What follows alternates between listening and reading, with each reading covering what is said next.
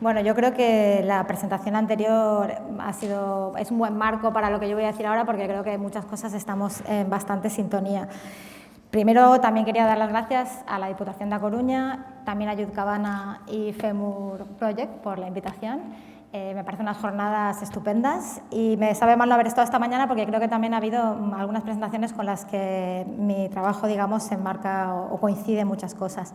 Entonces, yo investigo las derechas radicales, tengo un libro anterior que se llama Las guerras de género, y lo que me pasaba es que desde hace unos años en todas las presentaciones siempre aparecían como profesores, sobre todo de secundaria, y me preguntaban, oye, bueno, ¿sabes qué pasa? Que en el aula estamos empezando a ver el crecimiento de estos discursos antifeministas, y bueno, ahí es como un poco como me empecé a interesar, más que nada porque esa preocupación en los profesores estaba como muy presente y muy viva a mi alrededor, ¿no? Entonces, bueno, de alguna manera sabemos que precisamente este antifeminismo es una vía de radicalización, que es una vía de entrada a otro tipo de discursos, incluso formas que se politizan en apoyo de proyectos políticos de derecha radical, e incluso de otras ideologías también más extremas. Pero bueno, no es por alertar de pánico moral, de hecho, o sea, no es por como usar ese marco de que nos asustemos, sino precisamente mi trabajo va un poco también por qué estrategias educativas o desde la pedagogía feminista se pueden utilizar para contrarrestar estos discursos. Aunque también lo que yo hago un poco es intentar entender precisamente por qué estos discursos calan en los jóvenes, ¿no?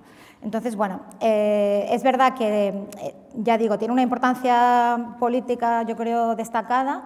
Otro fenómeno que está relacionado con no solo con la manosfera, sino con el crecimiento o el vínculo, digamos, del antifeminismo con los discursos de derecha radical, o como vía de entrada para estos discursos, es este fenómeno que también últimamente está muy presente en los medios, ¿no? Que es el de la brecha política, que como sabéis, bueno, hay como esta tendencia de que los jóvenes varones apoyan más a partidos de derecha e incluso muestran apoyo, digamos, a discursos más ultraliberales, o han empezado a tener discursos de menos apoyo, por ejemplo, a los derechos de las personas LGTB que sus contrapartes femeninas, digamos, ¿no? Entonces, hay un fenómeno pues, que, como mínimo, hace que tengamos que mirar ahí para saber un poco o intentar entender qué está pasando, ¿no?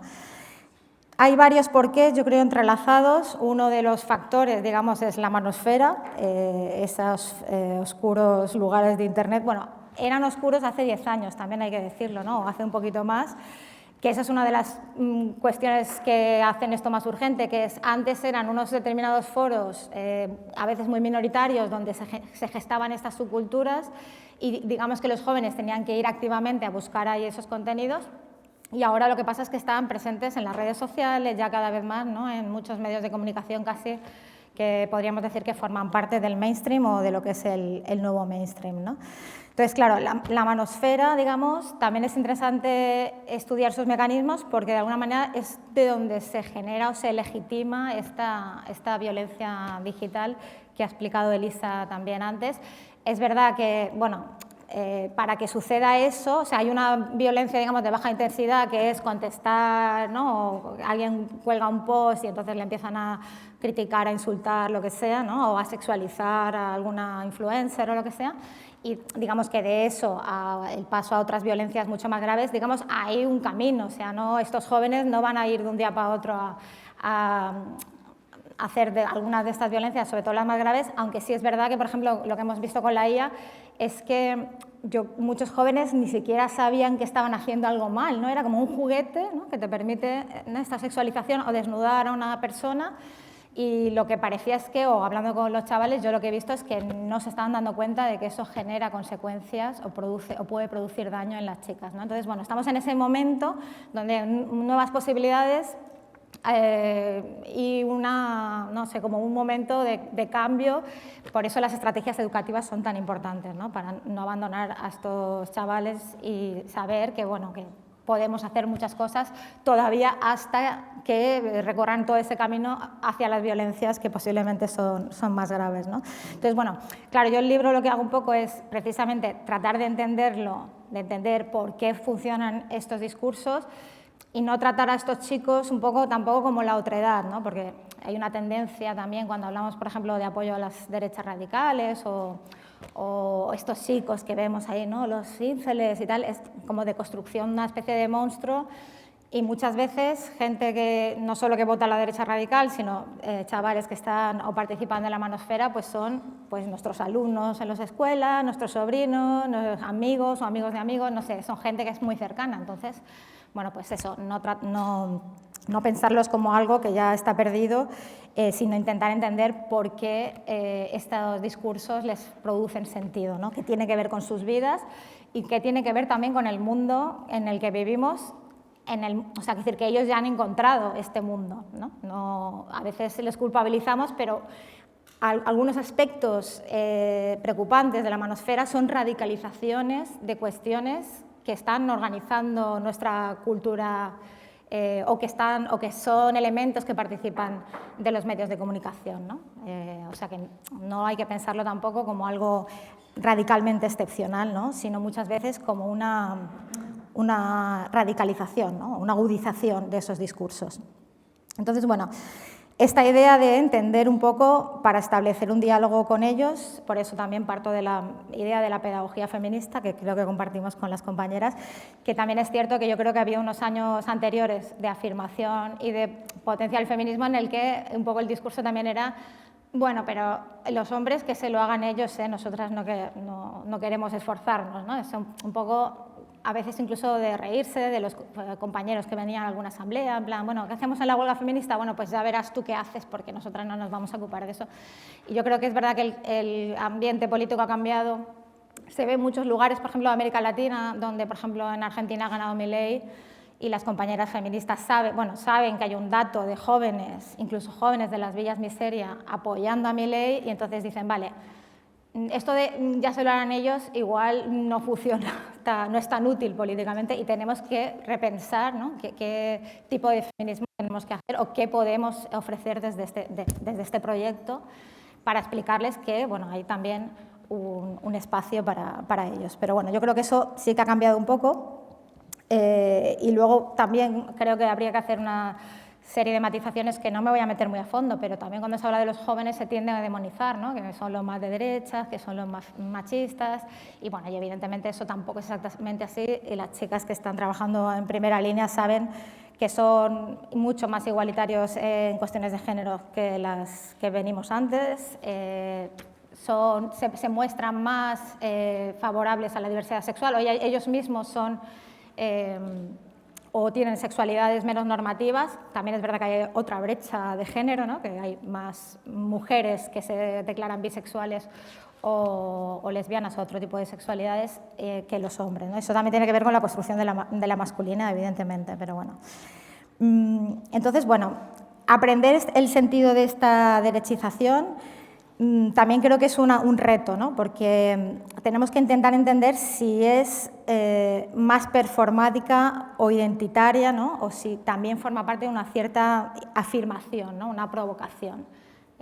Ahora se dice mucho, ¿no? Que la rebeldía es de derechas o que lo políticamente incorrecto se configura como un espacio de provocación de derechas y ahí a veces sí que vemos que esta masculinidad afirmativa también es una provocación contra las profesoras o contra lo que ellos identifican como las autoridades escolares, contra, bueno, no sé, incluso el gobierno progresista que se declara feminista, etcétera. Entonces, hay como una serie de elementos que nos permiten también entender por qué funciona, ¿no? Entonces, de alguna manera, yo diría que los jóvenes son más abiertos con su sexualidad, más igualitarios, pero también más antifeministas, ¿no? Y entonces, en esa paradoja es donde nos estamos moviendo, ¿no?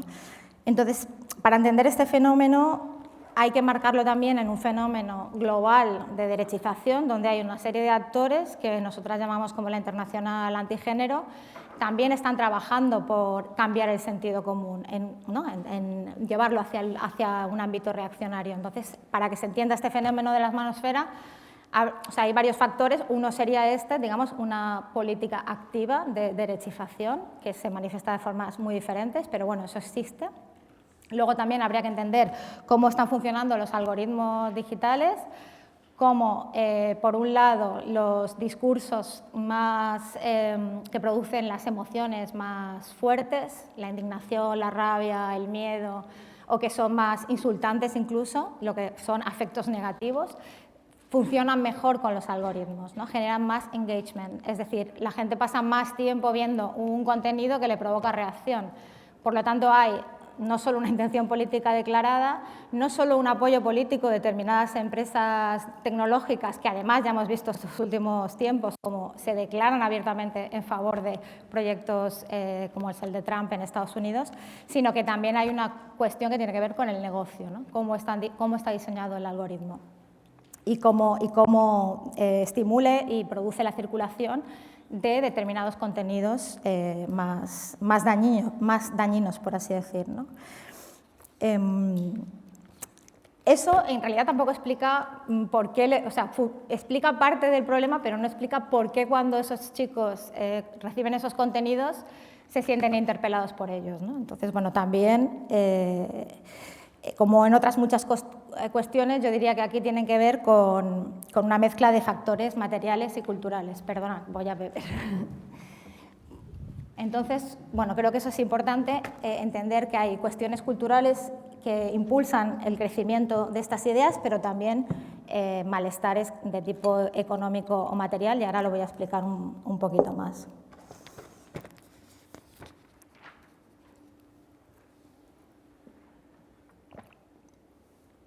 En la primera presentación que hice del libro me acompañó un compañero, Amador Fernández Sabater, y él lo llamaba así, o sea, él decía, algo se ha roto en el modelo hegemónico de masculinidad. O sea, él interpretando el libro entendía que esa frase era bastante representativa de lo que se explica, ¿no?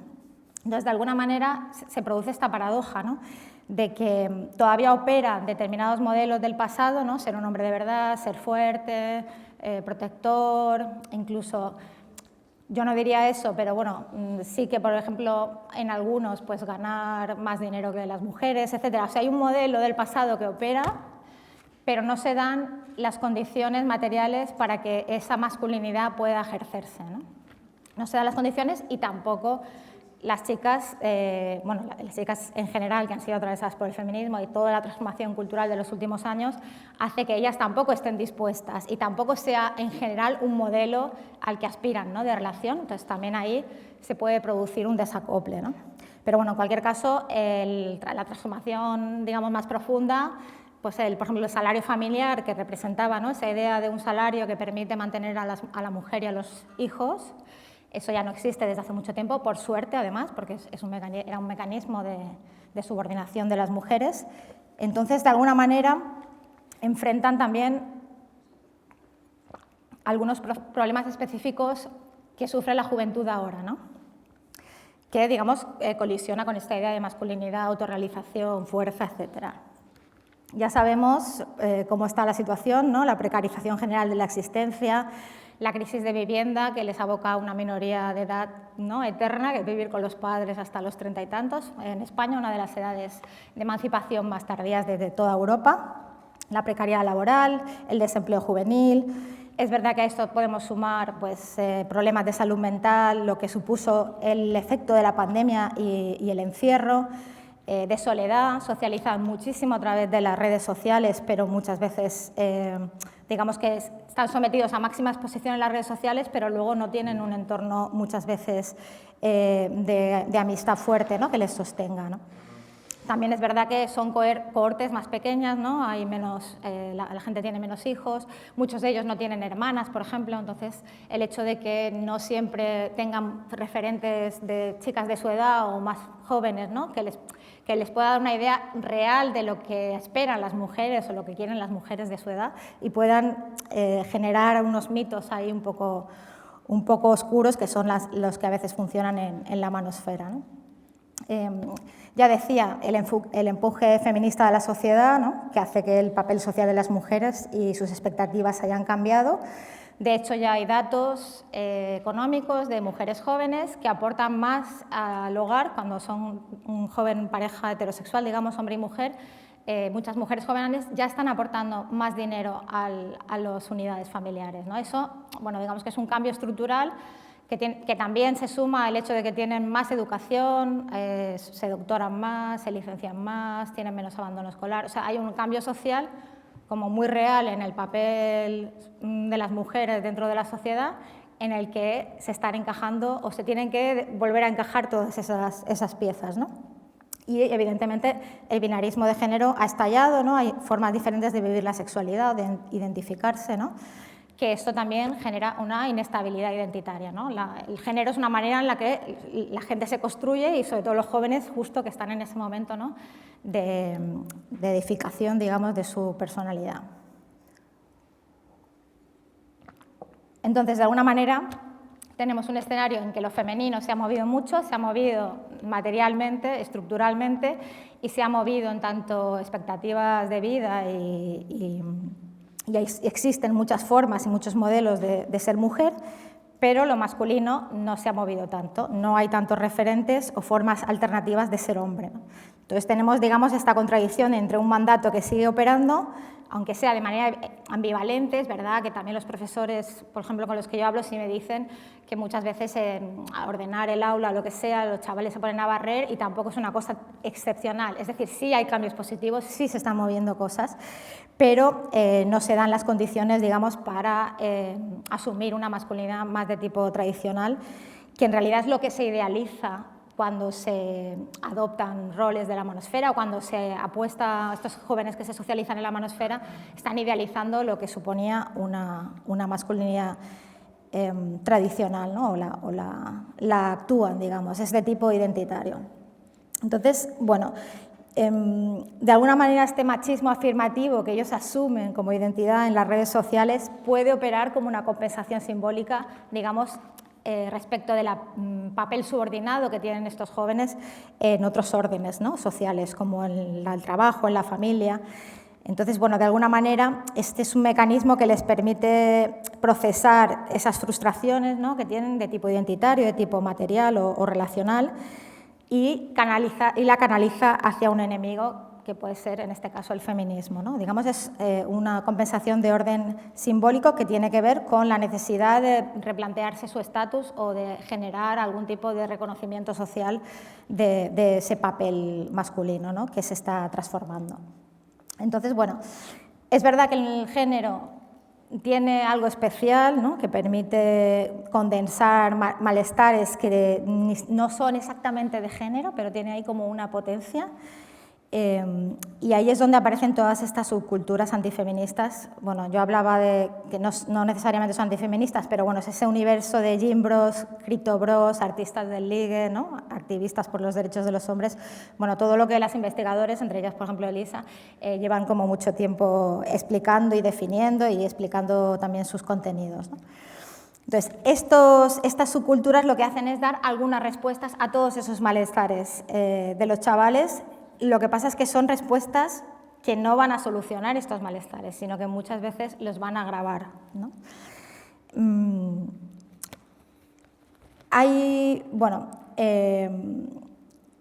Decía que el género tiene aquí un papel especial, ¿no? porque es capaz de traducir estos malestares y, por ejemplo, hay investigaciones que explican cómo los procesos de desindustrialización pueden dar lugar a lo que se llama la nostalgia o una nostalgia patriarcal, ¿no? Entonces, hay investigaciones en Estados Unidos, por ejemplo, en las zonas, ¿no? del cinturón de óxido, donde se produce, ¿no? por ejemplo, efecto de la globalización, se produce la deslocalización, muchos obreros tradicionales que no solo tienen buenos salarios, sino que también tienen reconocimiento social a través de su capacidad de organización y lucha, ¿no? en el movimiento, su participación en el movimiento obrero, donde en esos lugares donde se ha producido la pérdida de ese tipo de trabajos, lo que hay es una agudización, ¿no? de la culpabilización a las mujeres o una agudización de la justificación de las desigualdades, del machismo, etc., ¿no?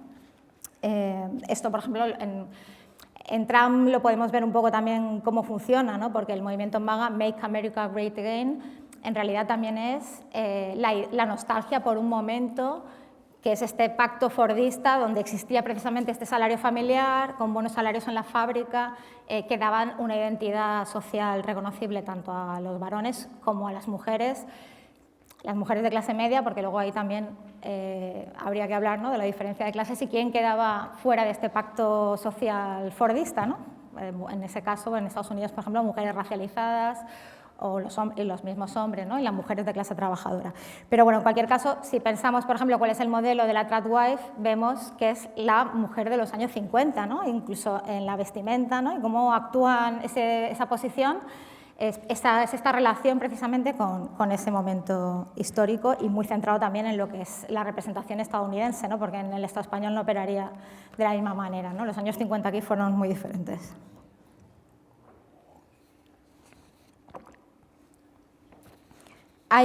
Bueno, no sé cómo voy de tiempo. ¿Qué me queda? Muy bien, sí. Estaba deseando poder decir esto. Vamos bien. Bueno, para saber si me estoy enrollando mucho. Te he dicho bien, pero no te he dicho bien y luego te dice, te quedan 3. No, 10. Nada, simplemente nombrar, para entender esta cuestión de cómo se entrelazan las cuestiones materiales y culturales ahí, ¿no?, el desacople, ¿no?, del rol masculino, pero también las cuestiones materiales. Hay un ejemplo, ¿no?, que hay bastantes investigaciones en Corea del Sur, precisamente es una sociedad que se ha transformado en sus roles de género de una manera muy rápida, ¿no?, y lo que se produce es un mercado matrimonial tensionado porque hay también menos mujeres que hombres y entonces las investigaciones allí que hay, por ejemplo, varias investigadoras trataron de ver si la precariedad de los hombres agudizaba su antifeminismo. Y lo que se encontraron es que no eran los hombres más precarios o que estaban en desempleo los más antifeministas o los que más vinculaban sus dificultades matrimoniales con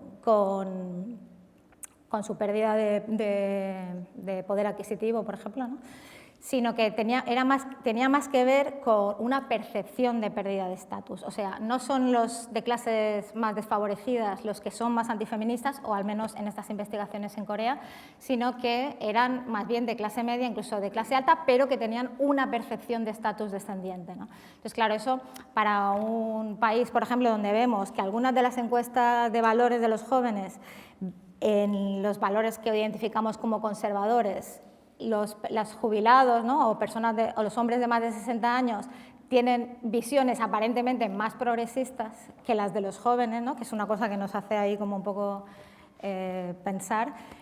Pues bueno, y quizá aquí se podría explorar una posible explicación que está por investigar, que es esta de que precisamente los hombres de cortes más mayores, los hombres más mayores, tienen posiciones patrimoniales más consolidadas y tienen propiedades y tienen jubilaciones altas, es decir, no hay esta sensación de pérdida de estatus, sino todo lo contrario, ¿no? No voy a decir que haya una guerra generacional como se ha planteado estos últimos tiempos en los medios, porque creo que no debería ir por ahí la solución, pero bueno. Yo en el libro no analizo ahí cada subcultura, sino intento ver qué es de esa subcultura puede darnos algunas pinceladas sobre la sociedad más en general. Entonces, por ejemplo, no voy a entrar ahora en todas, ¿no?, pero, por ejemplo, las gym bros, ¿no?, que son estos que se machacan en el gimnasio, que tampoco está mal, yo también voy al gimnasio, todos vamos al gimnasio últimamente. O los criptobros, ¿no?, que son estos que especulan financieramente con criptomonedas o con otro tipo de valores, se relacionan con la promesa de recuperar un cierto control sobre la vida, ¿no?, en este momento que aumentan las indeterminaciones sociales, ¿no? De alguna manera buscan una restauración mediante una reafirmación de este modelo hegemónico de masculinidad que puede ser actuado a través de la modificación corporal, ¿no?, del cuerpo musculado, pero que también te da un cierto control, ¿no? Tu vida puede ir a la deriva, pero tú puedes darle forma a tu cuerpo, puedes controlar algo en este caso, ¿no? Por ahí iría un poco esta idea del gym bro. Y los criptobros son una especie de respuesta al quiebre de la meritocracia. La meritocracia nunca ha funcionado por encima de los orígenes de clase, pero sí funciona como un ideal, ¿no? Bueno, si hay una cierta movilidad social y en los momentos donde el estado del bienestar ha funcionado mejor y precisamente antes de la crisis del 2008 sí había mayor movilidad social que ahora, ¿no? Entonces, lo que los jóvenes se enfrentan es a la crisis de esa meritocracia. Ellos piensan que van a vivir peor que sus padres, pero también que tienen pocas posibilidades o de reproducir su clase social, bueno, igual no lo dirían con estas palabras, pero hay esa tonalidad afectiva, o de ascender socialmente, ¿no? Eso está quebrado y además yo creo que eso coincide un poco también con una especie de crisis del trabajo. El ideal de muchos de estos jóvenes es vivir sin trabajar. ¿Cómo lo hacen ellos? Pues pensando que pueden ser influencers o pensando que pueden invertir en criptomonedas y vivir de rentas, ¿no? Sí, además hay datos, por ejemplo, de las bajas laborales y que sabéis que han aumentado muchísimo las bajas laborales últimamente. Pues los jóvenes, los más jóvenes, tienen muchísimas más bajas laborales que las personas más mayores, ¿no? Entonces, bueno, ahí vemos que hay una relación con el trabajo que no solo nos dice eso, ¿no? Nos lo dicen muchos estudios de que matarse a trabajar, buscar trabajo de muchas horas que te produzcan un salario muy alto, etcétera, no es tampoco un ideal de los jóvenes y que eso se ha transformado, ¿no? Bastante radicalmente, yo creo que desde la crisis del 2008 y luego el COVID. Entonces, bueno, de alguna manera, esta especulación con criptomonedas sería una manera, ¿no?, de saltar también un poco esa idea del trabajo y también de buscar un ideal de riqueza, ¿no? O sea, el ideal social, claro, esto no es de los jóvenes, el ideal social de la riqueza es construido colectivamente por el sistema económico, por el capitalismo, y ellos quieren ser un poco como Jeff Bezos o como Elon Musk, ¿no? Como esa idea también de que en este mundo todo está en venta, ¿no?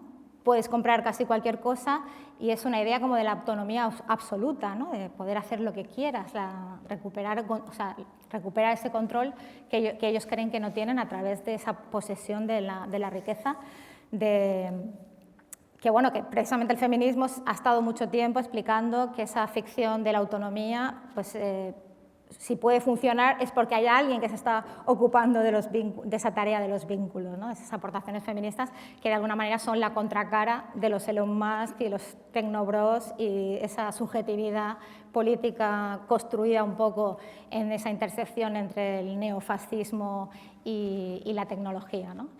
Entonces, bueno, son elementos que se configuran incluso a grosso modo pueden funcionar dentro de los marcos de lo que se llaman los activistas por los derechos de los hombres, que ya sabéis que tampoco es una cosa nueva ni de Internet, viene de los años 70, de la reacción contra esa segunda oleada feminista, donde el feminismo, las luchas LGTB tuvieron gran fuerza, ¿no?, en todo Occidente, y entonces ahí es donde se gesta lo que se llama la nueva derecha, que es una reacción a esos movimientos 68istas y que en realidad tiene bastante que ver con lo que está pasando, ¿no? Porque a veces hablamos de la reacción y parece que la reacción ha empezado como reacción a esta ola, ¿no?, a esta última ola, y la reacción lleva 50 años gestándose y muchos de los marcos ideológicos y discursivos todavía siguen operando y se generaron en los 70, y aunque hay algunos que hayan podido mutar, y también su fuerza política, como cuando hablamos de la Internacional Antigénero, estamos hablando de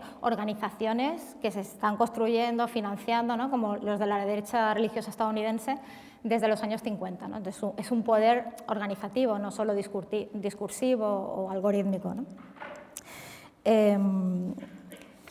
Y bueno, y por último, bueno, estos activistas por los derechos de los hombres ahora, ¿no?, son los que se consideran víctimas del feminismo y fundamentalmente yo creo que a lo que le preocupa más a los jóvenes es la ley de violencia de género, ¿no?, ser víctimas de la ley, que es una ley que discrimina a los hombres, ¿no? Cualquier ley que conciba que la desigualdad es estructural y tiene que ser compensada es una ley discriminatoria.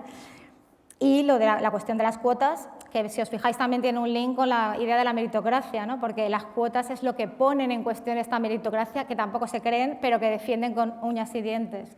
¿Por qué una mujer tiene que entrar por una cuota en los policías o en los bomberos, ¿no? Esos trabajos del funcionariado que también son de los pocos buenos trabajos que quedan. En fin.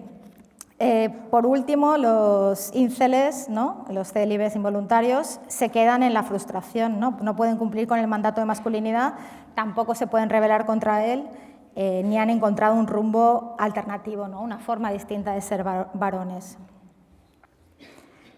Y por último, bueno, pues la manosfera es precisamente donde todas esas frustraciones se puede acabar convirtiendo en derechización, ¿no?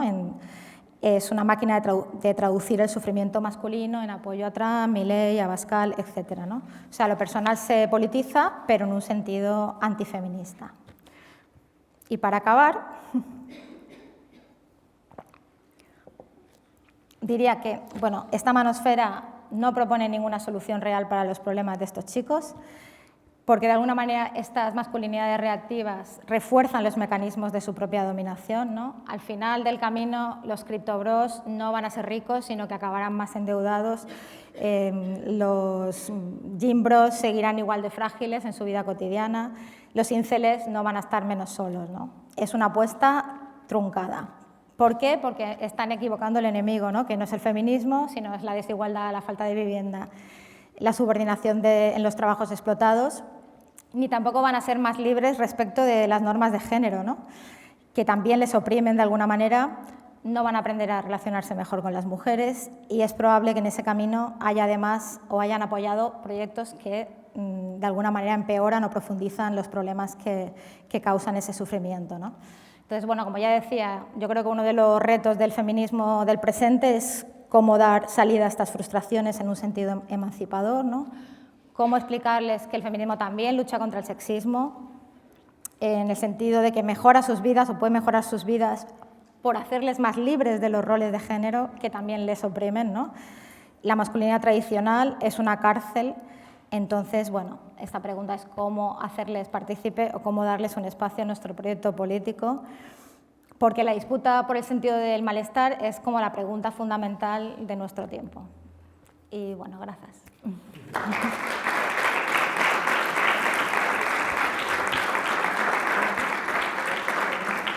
Moitas gracias a ti, Nuria. Foi unha maravilla escoitarte. Non sei, alguén ten alguna pregunta? Porque eu teño unha, pero alguén ten alguna pregunta para Nuria? Non. Adiante, por favor. Bueno, primeiro de nada, gracias por visibilizar un problema real que é a radicalización dos mozos e mozas. Gustaríame saber que opinión che presenta, como o algoritmo contribúe constantemente a esa radicalización. Ao final, os algoritmos de redes sociais funcionan máis amoso ao contido que máis interaccións produce e o contido que máis interaccións produce é aquel que máis radicalizado e máis reacción produce. Polo tanto, a miña pregunta sería un pouco cara ao lado de como podemos mediar coas plataformas para que exerzan un sentido da responsabilidade de vixiar como se distribúe contido radicalizador nas súas plataformas. Yo no soy experta, digamos, en cuestiones tecnológicas, pero sí que creo que la tecnopolítica ahora debería ser un elemento, por ejemplo, central para el feminismo. Entonces, bueno, yo estoy estudiando, espero que todas estéis estudiando. Con respecto a eso, es verdad que esas plataformas tienen un poder muy grande. Por ejemplo, Trump ha expresado públicamente que si se intenta limitar su poder o de alguna manera se les intentan imponer límites, como hace la ley europea, amenazó con imponer más aranceles, ¿no? Que es como su herramienta para amenazar a los países. Es verdad que las leyes europeas que son de las más avanzadas del mundo en ese sentido, pero parece que son difíciles de aplicar, ¿no? En muchos aspectos. Entonces, bueno, ahí es verdad que yo creo que estamos en pañales, que cuando empezó el desarrollo tecnológico, bueno, los que somos mayores estábamos como militando en esa época, cuando salió Internet, pensamos, wow, esto va a ser una ayuda para la revolución. Y realmente no ha sido así, sino más bien todo lo contrario. Entonces, bueno, hay toda una serie de demandas que se pueden pedir, aunque sean complicadas, quiere decir, hace falta organizarse políticamente y hacer trabajo para que eso sea así, que tiene que ver con la transparencia algorítmica, ¿no? Con precisamente en que los usuarios tengan mayor capacidad de decidir lo que están viendo, ¿no? Que eso ya sabéis que ahora mismo es imposible. que tienen que ver con, no solo con imponer o que se hagan responsables las plataformas del contenido que difunden, por ejemplo, en el caso que haga daño, como es la violencia digital, sino que precisamente puedan existir alternativas que sean plataformas públicas, o no sé si públicas, público-comunitarias, quizás sería la palabra, ¿no? Porque tampoco el Estado tiene que controlar las plataformas donde difundimos información o nos socializamos, pero bueno, como hay una serie de propuestas que, digamos, abarcan todo ese arco, que incluso hay autores que hablan o autoras de que los trabajadores tecnológicos tengan mayor capacidad de autonomía sobre su trabajo para que puedan también diseñar eso de otra manera. Bueno, hay como una serie de medidas, ya digo, yo no me las conozco todas, pero estoy estudiándolas porque creo que ahora mismo es un reto fundamental. Gracias. Creo que Elisa quería Sí, comentar no, algo. solo para... Bueno, eran varias cosas. Lo primero, gracias, Nuria, por ponerle como tranquilidad y matiz a todos estos como trabajos, ¿no?, que llevamos haciendo, yo creo que colectivamente estos años. Solo para añadir que sí que hay... Nuria hablaba de regulación europea, que hay herramientas, hay gente que está trabajando. Tenemos la Ley de Servicios Digitales, tenemos... la Comisión Europea está trabajando... y yo creo que también una parte importante, lo mencionaba Nuria ahora, es animar a... O sea, hay que presionar para que se formen tecnólogas feministas, para que haya cada vez más mujeres trabajando en estos espacios. Mi compañero Héctor, ¿no?, con el que trabajamos, está estudiando Ingeniería de la Inteligencia Artificial. En la Complutense son 5 o 6, bueno, tienen un grupo que es Gays and Girls, ¿no?, chicas y hombres gays, y encima el modelo, ¿no?, los están entrenando en vidas pues, del capitalismo salvaje, hiperproductivas. Y luego también estaba pensando en el caso de la semana pasada, contribuimos a un estudio de AI Forensics sobre cómo Telegram, bueno, lo planteaba. AI Forensics es una organización que trabaja estos temas, y planteaban que Telegram es una infraestructura del abuso, una infraestructura de la violencia contra las mujeres. Y bueno, pues justo nosotros hemos contribuido desde España para dar los datos para investigación sobre deepfakes. Es una investigación sobre Italia y España. Y nada más sacarlo, pues el fundador y dueño de Telegram ya empezó a ridiculizar, a atacar a las investigadoras que habían hecho el trabajo, a decir que otra vez volvía la Unión Europea a apoyar a estas farsantes, payasas. Entonces, que también estamos en un momento como muy similar, podríamos decir, al de la lucha por la justicia climática, ¿no?, que están persiguiendo a las activistas, a las investigadoras que están investigando estas cuestiones, que están recogiendo datos, pues que también hay un asedio, hay un control, o sea, que no ha salido hoy también el impacto que tienen en nuestras vidas personales, las personas que son, hemos hablado como si fueran ellas, pero realmente nosotras cuando investigamos violencias, documentamos manosfera, también tiene un impacto en nuestras vidas, ¿no? Entonces, bueno, un poco para contribuir, nosotros estamos también en esta línea de trabajo de pensar pues cómo... qué hacer, ¿no? ¿Cuál es el camino? Pero bueno, veo aquí, ¿no?, compañeras que son de informática, creo que sois informáticas, pues muchas más mujeres tecnólogas. Las líneas de atención a víctimas no tienen mujeres tecnólogas, no saben dónde contratarlas para poder apoyar, por ejemplo, en las líneas de atención para ayudarles a protegerse. O sea, que realmente, efectivamente, como tú decías, tiene un montón de frentes. Y esto, perdóname que me he extendido un montón, pero era un poco como hilando todo lo que se ha hablado, ¿no? Y yo te iba a hacer una pregunta, que es... yo creo que tenemos el diagnóstico, tenemos trazadas las líneas de futuro. Es una pregunta muy difícil, pero ¿tú cómo ves, o sea, cómo sería una política pública que en España que trabaje temas de manosfera? Porque es una pregunta que no nos hemos hecho. A ver, yo soy mala dando políticas públicas porque yo me muevo más en movimientos sociales.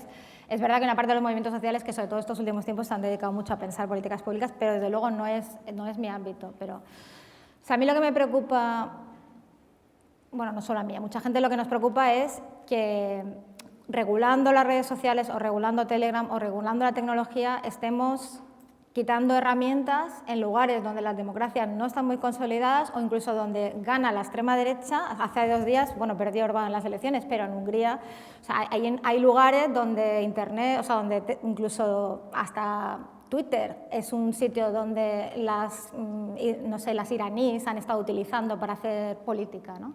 Entonces, Telegram, que es un sitio muy opaco y donde circula mucha violencia, también es un sitio que la gente utiliza para coordinar acciones políticas, ¿no? Bueno, entonces, ahí tenemos un problema, que es que, vale, controlar las plataformas sí, pero ¿cuál va a ser el espacio público?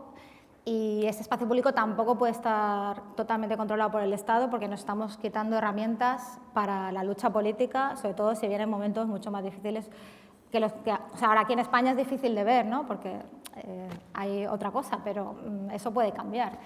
Y en cualquier caso, no sé, a mí eso es una de las cosas que me preocupa. Yo de políticas públicas, de la manosfera, yo pensaría más en temas educativos. O sea, pues lo que estaban comentando las compañeras antes, de igual más recursos.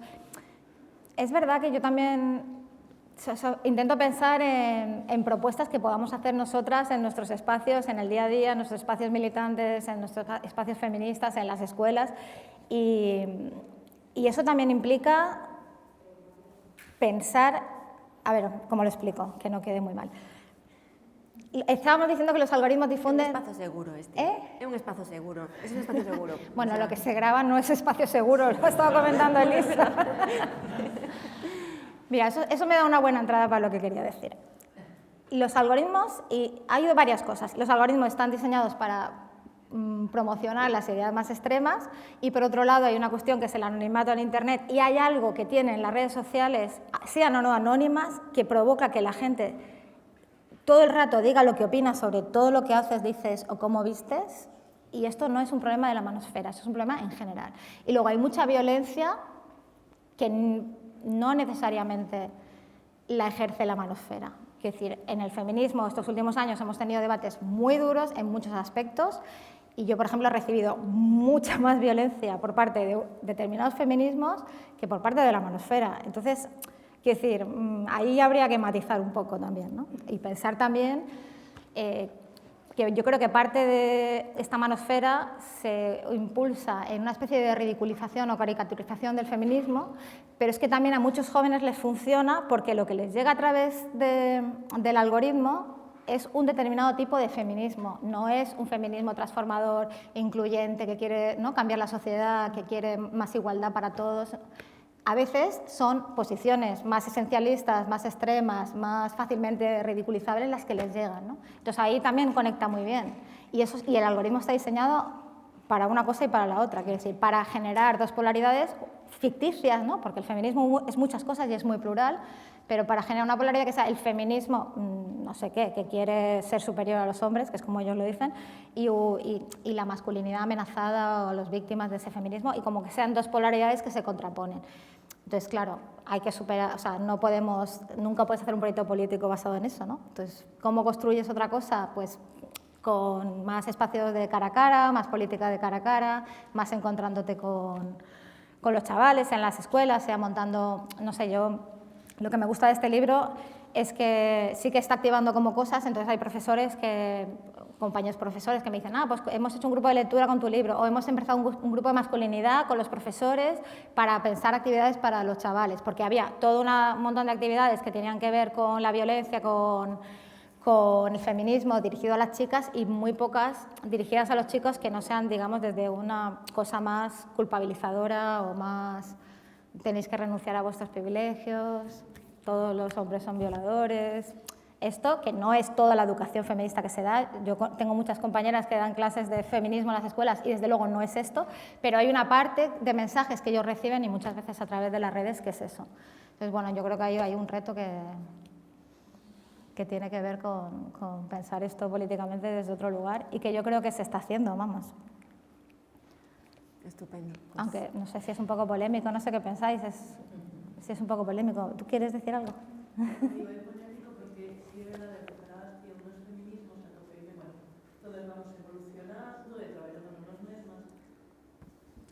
Eu, son educadora social e agora me estou formando en sexoloxía porque, quería indagar máis sobre todos esos temas e ver como funciona.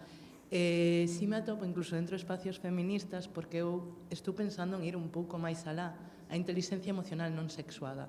traballar eso dende as crianzas, que te eduquen como persoa a xestionar as emocións e demais, independentemente dos teus xenitais ou aparato reproductivo. Que sucede? O discurso que falaba antes algunha compañeira de que vamos volver a sacarlle as castañas do fogo aos homes e intervir para salvalos ou coidalos. Buscar a posición dentro incluso dos propios feminismos, creo que estamos todos moi a defensiva. É unha sensación que atopo e falo xa dende como persoas adultas. A polarización, e creo que é super perigosa porque eu sí estou percibindo moitísimo, é unha cuestión de, que falaba antes Sara Viena, creo que era, o tema das emocións e os afectos. Hai unha ausencia na xente nova por tema dos capitalismos, pais e nais traballando todo o día, chegan a casa esgotados e non teñen nin tempo. Esa raiva, resentimento ou demais, os homes foron educados para expresar a través da ira, a raiva, e as mulleres a través da tristeza, as lágrimas. Temos maiores redes de sororidade, de apoio emocional ás mulleres, polo cal podemos traballarlo conxuntamente, pero os homes foron educados para a súa merda tragala a elas. E créate tamén debate interno, porque a parte de educadora ou de profesional tamén eres muller e viviches as túas propias vivencias. E separar esa emocionalidade da obxectividade e profesionalidade é moi difícil, máis dentro dos feminismos ou de calquer movimento político e social, porque é moi interno, van vinculadas as emocións. E xuntar razón e emoción ás veces é complexo. Non sei se me souben explicar, Alguén quere engañar unha cosa máis? Que momento? Quero decir, pareceme maravilloso que se fomente este diálogo, porque tamén estas xornadas son un pouco disto, o sea que, como vamos ben de tempo, como novidade, pois... Sí, ¿no? Me parecía. Vale, ok. Perfecto, pois, Nuria, moitísimas gracias. Escoitarte foi un auténtico placer.